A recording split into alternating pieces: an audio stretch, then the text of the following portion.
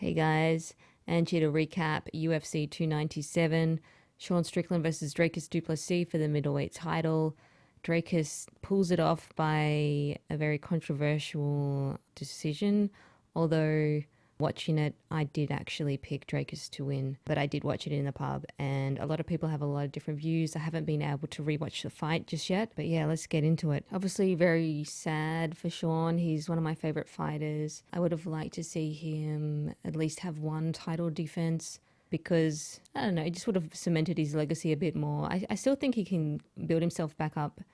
But then again, he's been so, realistically speaking, he's been so busy. He's had something like 4 fights in the past 12 months. And the fact that he turned around so quickly, realistically, how well was he going to do against someone like DRICUS Du Plessis, who's a big walrus of a man? He's huge. He's not taking anything away from DRICUS, though. He rightfully, from what I said, I think he rightfully won.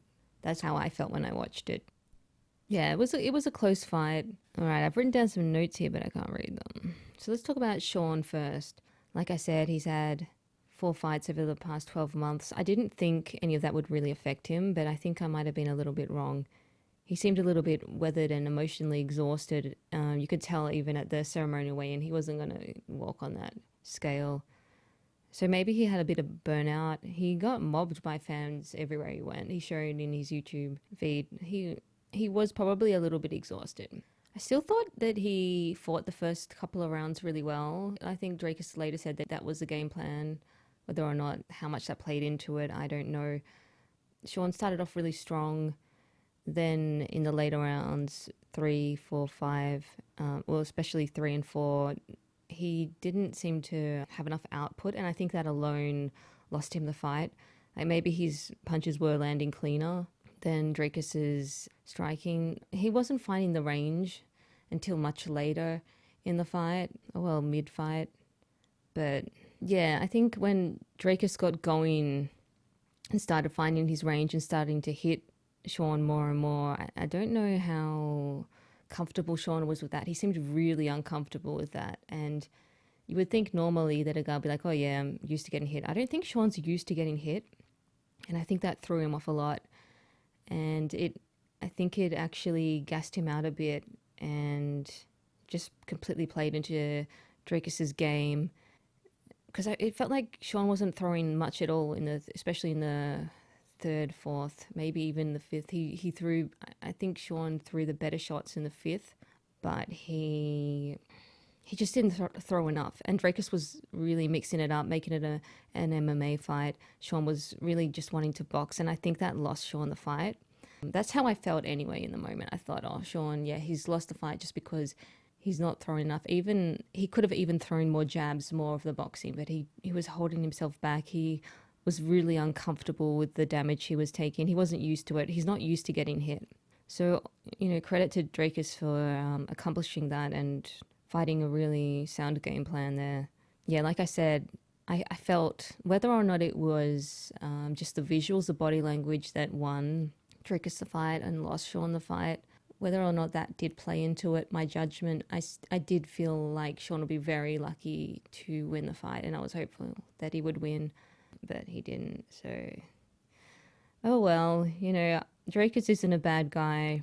He's smart. He's got all the physique to keep plowing through people for how much longer in middleweight division, I'm not sure. But he rightfully won the fight. And I'm like, oh, well, he's not such a bad guy. But then he said something really stupid in the post-fight press conference. And I don't blame him because you're going to say something stupid if you have a camera always in front of your face. But he said, oh, yeah, Izzy versus Strickland was a complete waste of time. And I'm like, what? That's so arrogant for you to say. You were not ready to fight.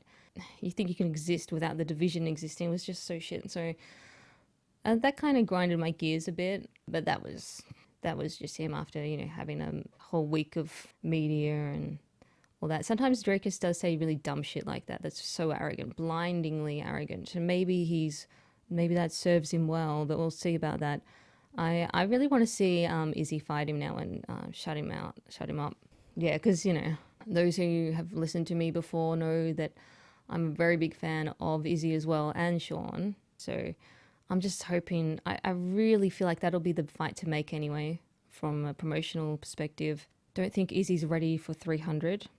and I don't think he should come back that soon. I think Izzy should take his time and find the perfect style to counter DRICUS, because I don't really think that DRICUS' style will match up as well as it did with Strickland as it would with Izzy. I think Izzy's going to be a lot harder. I think Izzy will be very dangerous after a long rest, and I think he'll just shut him up. I can't wait. Oh my god.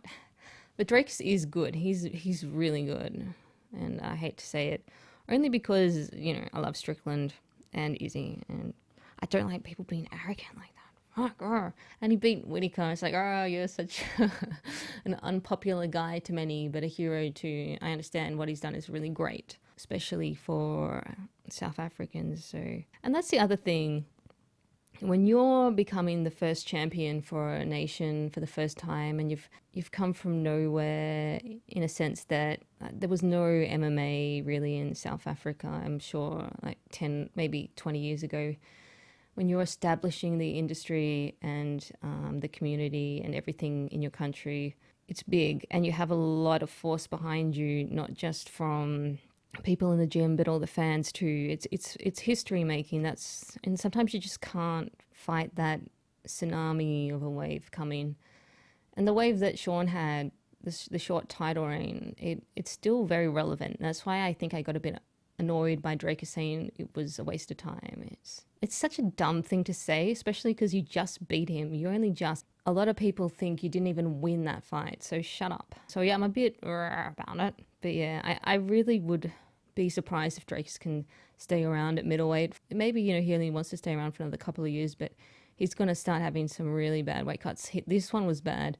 I don't know how he recovers, but yeah, he's 30. Give him a couple more years and then he'll really struggle to make middleweight. I'm not making excuses, but Sean also, you know, he's so comfortable in his boxing, and he was made very uncomfortable by DRICUS making it a mixed martial arts fight. I was thinking, Sean, why don't you just throw some leg kicks or something like that? And I think I forget one of his legs is missing muscles and ligaments, so the fact that Sean even became champion, let alone done all the rest of the stuff he's done, is absolutely incredible. And yeah, like I said, 4 fights in 12 months, you win the belt, then you defend it straight away. It's probably been a little bit ambitious to expect Sean to win, especially with someone like DRICUS, who I did predict to win. But I didn't exactly predict him to win a decision, so that kind of sucks. But realistically speaking, the odds were against Sean. I also wrote here that DRICUS probably wanted it more. Sean was worn out from the past 12 months, where DRICUS has had time to rest and heal and do things the smart way. What I'm saying is that it's harder to defend the belt than win it, even though that sounds absolutely crazy. Yeah, even though I didn't think the media affected Sean, I do think that it drained him a little bit. Sean didn't have enough output, which I think lost him the fight. The body language and the output, even though his punches may have landed cleaner than DRICUS's diversity of strikes, it aesthetically probably lost him the fight again, similar to the Jared Cannonier fight. If he did actually land better strikes. I need to rewatch it. I'm not going to be able to rewatch it for a while. So let's talk about DRICUS, because I feel like I haven't really been fed it, although I have. I think DRICUS came into this fight the way he normally comes into every fight. He's a very level-headed guy, even though he says some dumb shit. I mean, we all do. He seemed to be in the right place. He seemed to have a really bad weight cut, but he tried to cover it up, whereas Sean never covers it up. He seemed extremely confident, and because of all the odds in his favour as well, from looking at everything, I did think that, yeah, he was going to win. And he was deceiving in his game plan. Maybe that's how he wins. He deceives you. He lets you feel comfortable for the first couple of rounds and then takes over. It was very smart. Looked like he was struggling with the range in the first 2 rounds, and then later on he found his range. He wrestled with Sean, and even though it wasn't really doing anything, it was giving Sean something to think about, and it almost looked like Sean wasn't willing to fight a mixed martial arts fight. He just didn't want to. And yeah, like I said, once the damage started piling on Sean, I just don't think he's used to being hit at all. Not like that. And so, yeah, it's funny that can be a hindrance, because he's become so good now that he's not used to getting hit. DRICUS has got a cinder block head. Like, Sean jabbed his head off for the first couple of rounds and the rest of the fight too, when he did, go for it. But it wasn't enough to slow this walrus down. He closed up his eyes, and what is this guy made out of? Yeah, I mean walrus in an endearing way. he's got a lot of gifts. He's got that short tendon, long muscle fiber type of body, which is why his muscles look rounded and sort of inflated. But he probably gets a lot of power. He's an interesting guy, comical in some respects. So big. I can't see anyone really beating him anytime soon. I think Izzy can beat him though, and I think Izzy will if he comes back in the right timing. Apart from that, Hamzat, I don't think he's ready for a title shot. I think he should probably fight Sean next, and that'll be a really fun fight. Although Sean is no longer champion, he's still extremely relevant and extremely exciting and a massive star, and we all love him. Yeah, I'm still feeling a bit meh about this whole result, but then again, I did sort of anticipate that happening, so I'll stop harping on about that. But congratulations to the new champ, and I think Sean just needs some time off now to just relax. To sum up, I feel like I need to give Sean more credit because I feel like he's really done a lot of good for the world, and it just sucks though because it doesn't matter who you are, you need breaks. You can't go do 4 fights a year and expect to keep winning. I'll leave it at that. But I am excited to see where these guys, where they fight next, and they're both really great fighters, and that fight was close, and I'm not saying I know who really won the fight. I don't. I need to rewatch it because I watched it in the pub, so it was different. I usually watch it at home, but because they got rid of pay-per-views off Fight Pass in Australia, I was very annoyed, so I didn't want to have to sign up to a new platform, so I went to the pub. And that was fun and different, but I can't watch the fights back, so... And also you have a couple of beers or whatever you have, and then you probably don't watch the fight the same way. But it is what it is. It was a close fight. You can't take anything away from either guy, and they were the two best in the world, and maybe it should have been a draw, but whatever. It's a good thing that DRICUS is champ for South Africa. They're both really great guys. Well. No, I love Sean. Who doesn't? Okay, Raquel Pennington versus Bruno Silva for the bantamweight title. Yeah, I picked Raquel to win. Her experience was too much for Bruno Silva. MAYRA, Bruno Silva, she didn't seem like she was quite championship ready. She's extremely emotional, and I know what that's like because I'm a very emotional person, but you have to learn to push that aside if you're going to be an athlete or be an artist or do anything. You have to not let that dictate you, especially in a competition. She gassed out extremely quickly. She didn't seem like she was experienced for even a 5-round fight. Even though it was fun to have someone with so much potential and craziness to be put in a fight, she just didn't really have an answer for Raquel. She was really strong. She could grab a hold of Raquel or Raquel went to her. She could just hold on to her and survive that way for most of the fight, which I think a lot of people found frustrating. Yeah, that's all I've really got to say about her. I think she tried, but I could tell by the first couple of, maybe by the 3rd round, that she wasn't in it anymore. By the 3rd round, I thought it was Raquel's fight to win or lose. I think Raquel could have finished it, was it the 2nd or 3rd round, but she didn't want to keep it on the feet. I'm like, oh well. Raquel, even though she could have finished it, she went to her comfort zone, which was the wrestling, but she still fought smart in a way that she didn't leave herself open. She was confident enough in the wrestling, so it probably wasn't as bad as decision as what people were saying. Maybe it is aesthetically. It would have been nice to see her knock out Bruno Silva, but yeah, it's good to see an old-timer win. I didn't realize that Dana and her were so close, but that's cool to see as well, because Raquel just seems like a very sort of normal, no-nonsense kind of girl, but it's nice that she has respect from Dana, because Dana's usually very critical of people that that aren't massive personalities, so yeah, I feel good for her. It is kind of nice having someone like Raquel, the champion now. Makes the bantamweight division seem a bit more in order. And even though she's 35 and she's a bit older, she's got the intelligence, I think, to hold on to that belt for a few more fights. I can't really see who's a threat right now off the top of my head. Pena could get it off her, but I'm not really sure.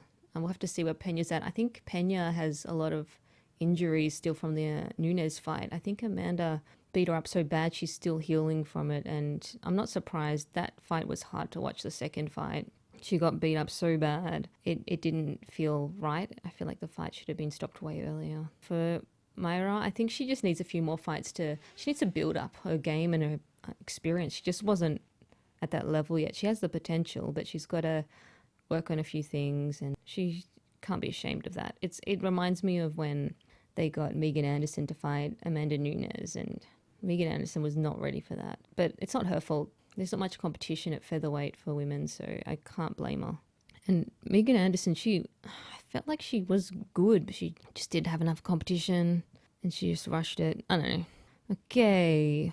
And then we've got, oh yeah, Neil Magny and Mike Malott. So I got this fight right too, and I wish I put some money on some of these fights because I would have made a bit. Not that I really gamble that much. So Mike Malott, the fight kind of played out the way I thought it might. Mike Malott, even though he had good success, I would say, in the first and second round, and he was winning the fight, I knew that if it passed the first round, he had less of a chance to win.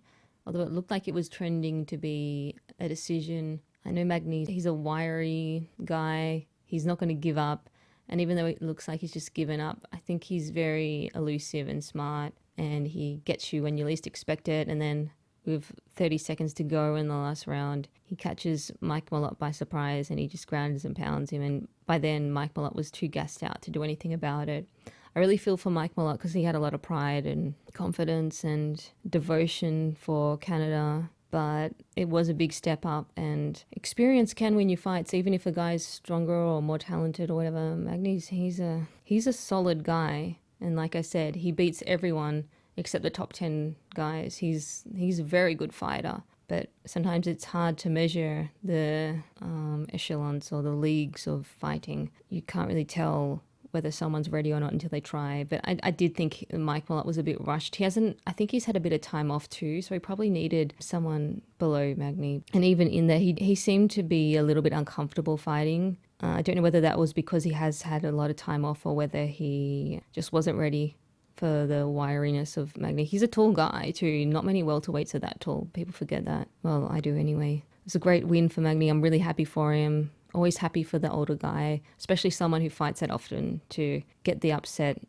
Amazing performance. Chris Curtis and Marc-Andre Barriault. Yeah, I think Chris was actually lucky to win that fight. It was a lot closer than what I thought it would be. It was a bit tit for tat, that fight. Difficult to score anyway. Chris seemed very awkward and uncomfortable though, so I was surprised that he got the win. But he did end up landing some really nice boxing actually on Andre Barriault. He was more put together. His combinations were nicer, but Andre was on him and that fight could have gone either way. But the more technical guy won. He just seemed to be very awkward, and I mean, there's not really a lot to say on this fight, but I feel like it could have gone either way. And that leaves us with Arnold Allen and MOVSAR EVLOEV. This fight didn't go the way I thought it would. I thought Allen would be really tough for MOVSAR to fight. I feel like Allen is so much better than what he shows to be. I feel like he's got so much potential. I feel like he holds himself back. I feel like he's just missing one ingredient, and he gets going way too late in the fight, and I don't know why. He's got to fight the way he fights later in the fight in the first round, but he doesn't. He just waits around too much. He's not very busy. EVLOEV was all over him, doing a lot more, wrestling him. Yeah, I just think EVLOEV put in a lot more effort. He dictated the pace, and it's difficult because I'm not sure whether it was like Allen didn't show up, whether EVLOEV was just too much for him. I think it was a bit of both. I'm not convinced of MOVSAR yet. I know that's really stupid to say because he just beat Arnold Allen, but I'm interested to see how he goes in his next fight. I think that'll be a bit more telling. If he can fight like say a number one contender fight or something like that, then the next opponent regardless will be a lot more telling. Yeah, that's about it for now. I won't keep waffling on because I'm a bit tired, a bit down about Sean. I feel better now. Sometimes it sucks being a UFC fan when your favorite fighter loses like that, especially after so much success. It hurts. I think it hurts more when you know that they could have won, whether that was their fault or the judge's fault or whether it was something else. When you know that they maybe could have done a little better, when you know that wasn't perhaps the best version, it always really hurts. But that's a sport. It's a crazy sport. It's unfair. It's unforgiving. But I think that's why we love it. But Sean said himself, the title doesn't matter. It's what you do with your life and how you live your life day by day. I think Sean became champion for a reason, to teach us these things and just to tell the world to shut up for a bit with all the craziness that's happening. I think he's a really great guy, and the fact that he did become champ will stay with him forever. So he's always going to have that platform now to help others, which is all that really matters. Yeah, but thanks for watching. Thanks for all the support and coming back. It's really great to talk about UFC and vent a little. But yeah, what did you think about the fights? Who did you have winning? I would really like to know, because I only got to watch the fight in the pub, so I have a very narrow view of the fight, I guess. Do you think Izzy can beat DRICUS? I'll wrap this one up and stop yapping. But yeah, thanks for all the support, and have a good week, and see you around the traps.